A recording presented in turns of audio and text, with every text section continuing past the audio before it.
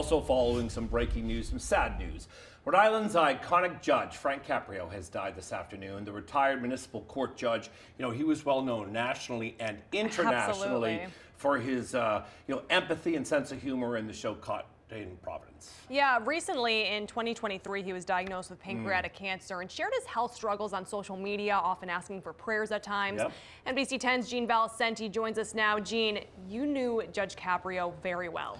I did. You're right. He was a real Rhode Island icon whose fame spread well beyond this little state. As you said, the TV judge on Caught in Providence, first on local cable, later in national syndication, a big deal, and then exploding with millions of fans and followers on social media, where his final post just last night asked for prayers, with, now we know, time running short following a setback. Now, he was known as the compassionate judge, a listener, an authority figure able to dispense the medicine, but always mindful of the circumstances of those appearing before him, and more than willing to simply cut people a break if that's what made more sense. Though it turns out that was a learned behavior. Just last year, following publication of his autobiography, he told me how, as a new judge, he was inclined to rule otherwise, to be stern.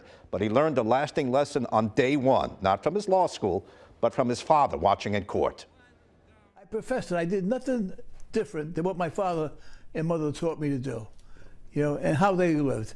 My first day on the bench, a woman came in. She was obstinate. She was disrespectful. And she had 3 kids, and she kept saying, "I'm not paying anyway. I can't afford it." And she really riled me. Yeah. So I charged her the full fine. My father came in chambers afterwards. I said, "Dad, how did I do? My first day on the bench. Yeah. Did good, didn't I?" He said, "That woman." I said, "What woman?" "The one you charged, the one with the 3 kids." I said, "Yeah, she was disrespectful." He says, "No, you can't do that." He said, she was scared. Now maybe she can't feed her kids tonight. Maybe she's going to get evicted." Yeah.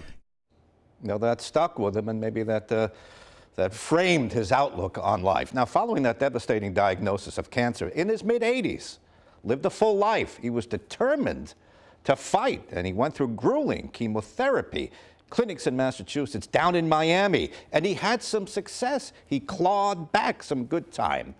But in the end, he had a setback. He was in the hospital for the past 10 days. Judge Caprio leaving us. More coming up at 6 o'clock. Back to you.